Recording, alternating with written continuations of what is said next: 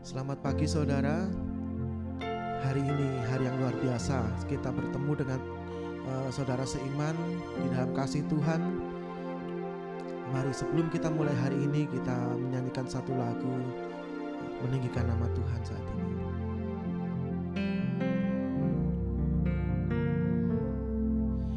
Yesus, Kau sungguh baik. Yesus, namamu indah. Yesus, ku cinta Kau selalu.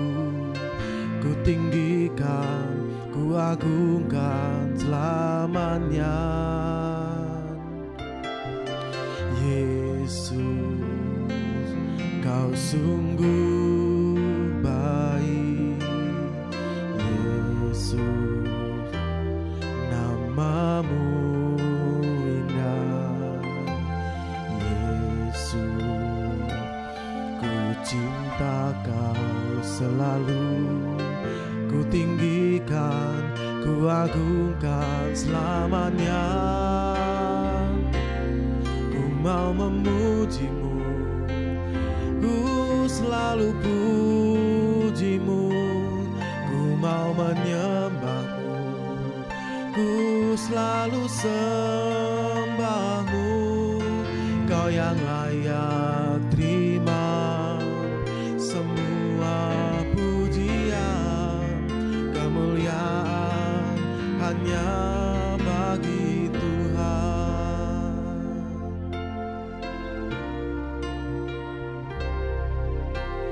Yesus, Kau sungguh baik.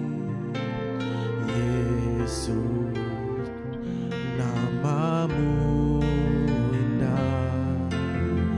Yesus, ku cinta Kau selalu. Ku tinggikan, ku agungkan selamanya. Ku mau memujimu, ku selalu pujimu. Ku mau menyembahmu, ku selalu sembahmu. Kau yang layak terima semua pujian, kemuliaan hanya bagi Tuhan. Ku mau memujimu, ku selalu pujimu. Ku mau menyembahmu, ku selalu sembahmu. Kau yang layak terima semua pujian, kemuliaan hanya bagi Tuhan. Kau yang layak terima semua pujian, kemuliaan hanya bagi Tuhan. Kami muliakan, kami tinggikan Engkau Allah yang hidup, Engkau Allahku. Terima kasih Tuhan buat kebaikan-Mu, penyertaan-Mu. Terima kasih. Kami percaya Tuhan, Kau menyertai kami senantiasa dan tidak pernah meninggalkan kami, Yesus.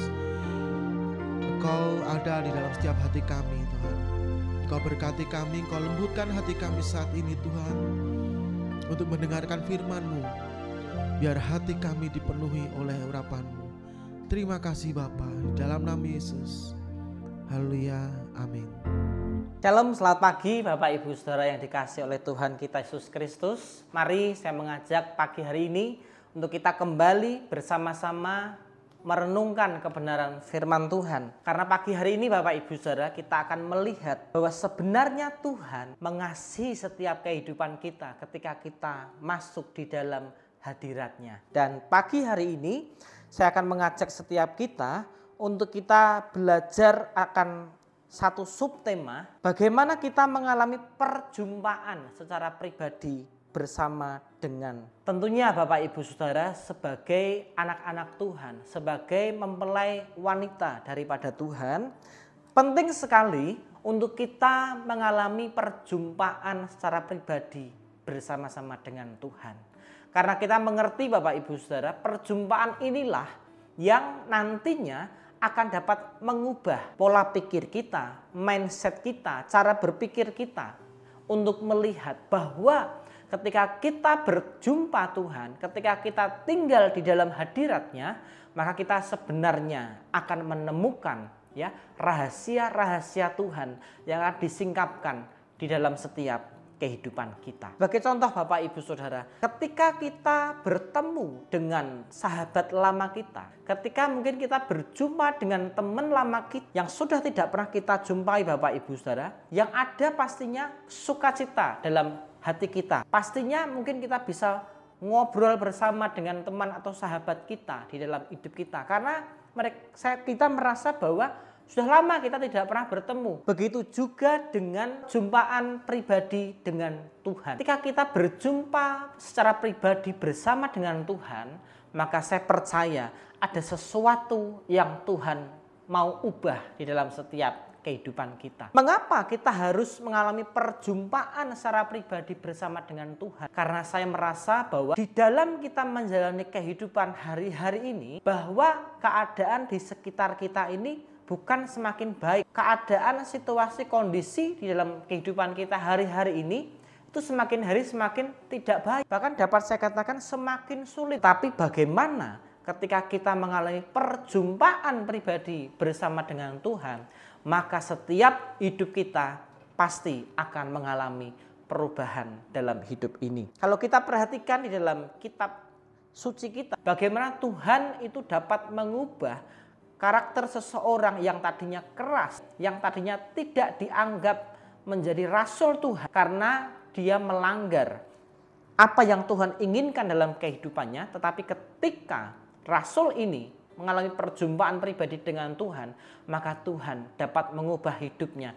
Bahkan dari perubahan hidup yang dimilikinya, maka dia dipakai Tuhan menjadi luar biasa. Kita akan melihat di dalam Kisah Rasul pasal yang ke-9, ayat pertama sampai ayat yang ke-8. Kisah Rasul pasal yang ke-9, ayat yang pertama sampai ayat yang ke-8.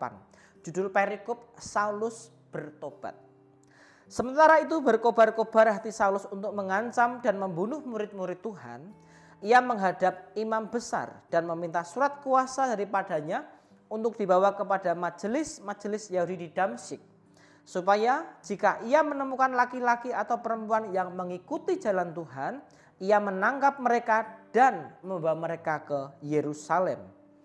Dalam perjalanannya ke Damsyik, ketika ia sudah dekat kota itu, tiba-tiba cahaya memancar dari langit mengelilingi dia. Ia rebah ke tanah dan kedengaranlah olehnya suatu suara yang berkata kepadanya, "Saulus, Saulus, mengapakah engkau menganiaya aku?" Jawab Saulus, "Siapakah engkau Tuhan?" Katanya, "Akulah Yesus yang kau aniaya itu.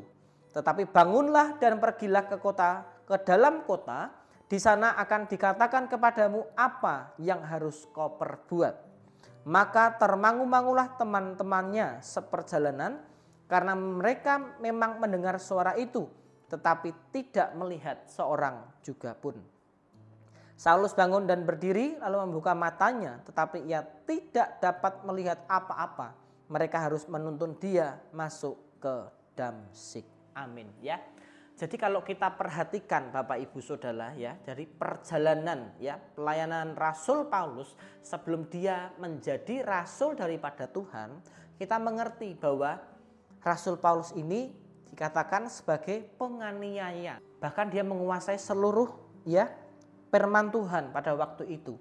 Tetapi yang kita lihat Bapak Ibu Saudara, tugas atau pekerjaan yang Rasul Paulus lakukan pada waktu itu, dia menjadi seorang penganiaya dari jemaat Tuhan. Bagaimana kita dapat melihat Rasul Paulus yang tadinya orang yang kejam, orang yang keras, bahkan seorang pembunuh dapat dikatakan, tetapi bagaimana hidupnya dirubah Tuhan. Bagaimana hidupnya itu mengalami pembaharuan ketika dia bertemu dengan Tuhan pada waktu itu. Kalau kita lihat di sini Bapak Ibu Saudara, bagaimana dahsyatnya kuasa, bahkan perjumpaan pribadi bersama-sama dengan Tuhan itu mampu ya mengubah karakter Saulus yang menjadi Paulus pada waktu itu Bapak Ibu Saudara. Bagaimana kehidupan kita yang lama ya, kehidupan kita yang masih ada di dalam dosa ya. Maka ketika kita menerima Tuhan sebagai Tuhan dan Juru Selamat dalam hidup kita, bahkan secara pribadi kita berjumpa dengan Tuhan, maka kita dapat melihat Tuhan sebenarnya mendandani setiap hidup kita. Bahkan Tuhan bukan hanya sekedar mendandaninya Bapak Ibu Saudara, tetapi Tuhan juga mempersiapkan kita supaya kita ini layak di hadapan Tuhan. Ketika kita layak di hadapan Tuhan Bapak Ibu Saudara, maka kita ini dikatakan menjadi hamba-hamba yang berkenan kepadanya. Tapi satu hal Bapak Ibu Saudara yang dapat kita lihat di sini dari perjalanan Rasul Paulus di dalam hidupnya, kita dapat melihat Bapak Ibu Saudara, dikatakan di dalam Kisah Rasul pasal yang ke-9 ayat yang ke-14. Kisah Rasul pasal yang ke-9 ayat yang ke-14, dan ia datang kemari dengan kuasa penuh dari imam-imam kepala untuk menangkap semua orang yang memanggil namamu ya.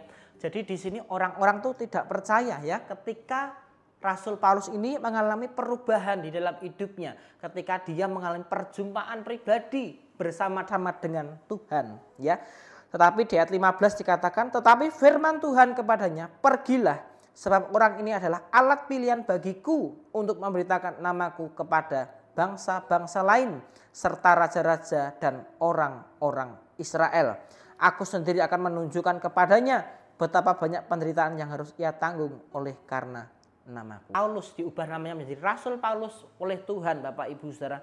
Memang banyak sekali pelayanan-pelayanan yang dikerjakan oleh Rasul Paulus. Bahkan dia menulis kitab di dalam Alkitab kita yang dapat kita baca sampai hari ini Bapak Ibu Saudara. Apa yang ditulis oleh Rasul Paulus ini bukan menurut kehendak hatinya Bapak Ibu Saudara, tetapi apa yang Rasul Paulus tulis dalam Alkitab kita ini karena semua berasal dari perjumpaan pribadi bersama-sama dengan Tuhan, sehingga itulah yang mengubahkan hidup dan hati Rasul Paulus ya.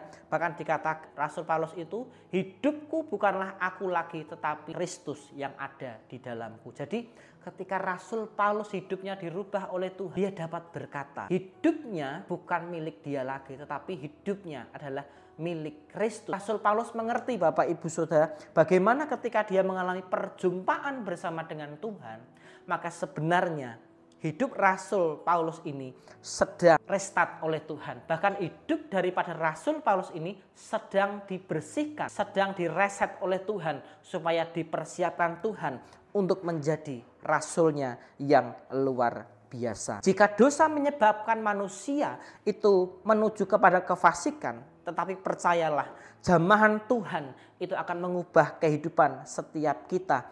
Bahkan hidup kita yang tadinya hidup di dalam dosa, maka hidup kita diubahkan Tuhan untuk menjadi hidup yang baru. 2 Korintus pasal yang ke-5 ayat yang ke-17 dikatakan, jadi siapa yang ada di dalam Kristus, ia adalah ciptaan yang baru. Yang lama sudah berlalu, sesungguhnya yang baru sudah datang. Kita perhatikan kehidupan Rasul Paulus Bapak Ibu Saudara ketika dia bertemu dengan Tuhan. Firman ini dikatakan bahwa yang lama sudah berlalu, sesungguhnya yang baru sudah datang. Jadi bagaimana perjalanan daripada Rasul Paulus itu dalam sekejap mata dapat diubah oleh Tuhan karena dia bertemu dengan pribadi Yesus yang sanggup memberikan kekuatan, yang sanggup mengubahkan ya, yang hatinya keras seperti batu, bahkan dikatakan mengenai jemaat Tuhan, maka Tuhan memberikan hati yang baru, hati yang taat untuk menjalankan setiap apa yang Tuhan inginkan dalam kehidupan kita. Ya, jadi kita percaya Bapak Ibu Saudara, jika Rasul Paulus dapat diubahkan hidupnya oleh Tuhan ketika dia mengalami perjumpaan pribadi bersama dengan Tuhan, maka kita pun juga akan dapat diubahkan oleh Tuhan. Karena kita percaya pagi hari ini Bapak Ibu Saudara, ketika kita berjumpa dengan Tuhan, maka kita akan menerima yang namanya hidup yang baru, harapan yang baru, sifat karakter yang baru, bahkan sudut pandang yang baru, dan juga masa depan yang baru bersama dengan Tuhan, ya. Karena kita percaya Bapak Ibu Saudara, ketika kita tetap tinggal di dalam hidup kita yang lama, maka anggur yang baru itu tidak akan pernah kita dapatkan daripada Tuhan, ya. Jadi ketika hidup kita ini masih tinggal di dalam yang namanya dosa, ya, maka saya dapat katakan bahwa kita tidak akan pernah mengalami yang namanya perjumpaan pribadi dengan Tuhan. Karena perjumpaan pribadi dengan Tuhan Bapak Ibu Saudara harus kita alami secara pribadi, lepas pribadi. Karena inilah yang akan menentukan, ya, seberapa kuat ketika kita menjalani tantangan di dalam setiap kehidupan kita. Karena ketika kita memiliki perjumpaan pribadi bersama dengan Tuhan, sebesar apapun masalah yang kita hadapi hari-hari ini, maka kita akan dapat tetap berkata, Tuhan, Engkau baik dalam hidupku, ya. Jadi nggak mungkin Bapak Ibu Saudara kalau kita tidak mengalami perjumpaan pribadi dalam hidup kita dapat berkata bahwa Tuhan itu baik bagi setiap kita. Ya, kita melihat di dalam 1 Timotius pasal yang pertama ayat 12 Bapak Ibu Saudara. 1 Timotius pasal yang pertama ayat yang ke-12. 1 Timotius pasal pertama ayat yang ke-12. Firman Tuhan katakan, aku bersyukur kepada Dia yang menguatkan aku, yaitu Kristus Yesus, Tuhan kita, karena Ia menganggap aku setia dan mempercayakan pelayanan ini kepadaku. Aku yang tadinya seorang penghujat dan seorang pengaya dan seorang ganas, tetapi aku telah dikasihaninya, karena semuanya itu telah kulakukan tanpa pengetahuan, yaitu di luar iman. Malah kasih karunia Tuhan kita itu telah dikaruniakan dengan limpahnya kepadaku dengan iman dan kasih dalam Kristus Yesus. Amin, ya. Jadi ini loh Bapak Ibu Saudara, ketika orang mengalami perjumpaan secara pribadi bersama dengan Tuhan, hidupnya, ya, akan diubah Tuhan menjadi hidup yang berkenan kepada Tuhan. Bahkan Rasul Paulus yang tadinya seorang penganiaya jemaat Tuhan, dia itu dapat berkata di ayat 15, ya, dari antara mereka yang berdosa, akulah yang paling berdosa. Tetapi karena kasih karunia daripada Tuhan, maka hidup Rasul Paulus dapat diubahkan oleh Tuhan menjadi rasulnya Tuhan yang dipakai menjadi luar biasa. Jadi pagi hari ini Bapak Ibu Saudara, untuk mengalami perjumpaan pribadi dengan Tuhan, ya, maka kita harus merelakan hati dan hidup kita untuk mau dipakai Tuhan, ya, supaya dengan kuasa Tuhan kita merendahkan hati kita serendah-rendahnya di hadapan Tuhan. Biarlah Tuhan yang semakin ditinggikan di dalam setiap kehidupan kita. Yakinilah Bapak Ibu Saudara, ketika kita dapat berjumpa secara pribadi dengan roh daripada Tuhan, bahkan kuasanya dalam hidup kita, maka hidup kita akan senantiasa diubahkan Tuhan, ya. Yang lama sudah berlalu, yang baru sudah datang, ya. Hidup kita akan diubah Tuhan, bahkan hidup kita akan dipakai Tuhan menjadi luar biasa untuk kemuliaan namanya. Amin. Mari kita berdoa. Terima kasih Tuhan, kami mengucap syukur Bapa buat firman-Mu pagi hari ini. Mari Tuhan terus ajari kami Tuhan untuk kami terus mengalami perjumpaan pribadi bersama-sama dengan Engkau Yesus. Karena kami percaya perjumpaan pribadi bersama dengan-Mu Tuhan itu yang akan mengubahkan setiap pola pikir kami, bahkan hidup kami akan dirubah oleh Tuhan karena kuasa-Mu Tuhan yang tinggal dan hidup di dalam setiap kehidupan kami. Mari Bapa, Kau terus tolong setiap kami untuk dapat menjadi alat-alat-Mu, dapat menjadi anak-anak-Mu Tuhan yang senantiasa memiliki perjumpaan secara pribadi bersama dengan-Mu Bapa. Terima kasih Tuhan, kami menyerahkan seluruh aktivitas hidup kami, semuanya ke dalam tangan kuasa-Mu, dan biarlah kehendak-Mu yang boleh ada dalam hidup kami. Terima kasih Tuhan, di dalam nama Yesus kami sudah berdoa dan berucap syukur. Haleluya. Amin.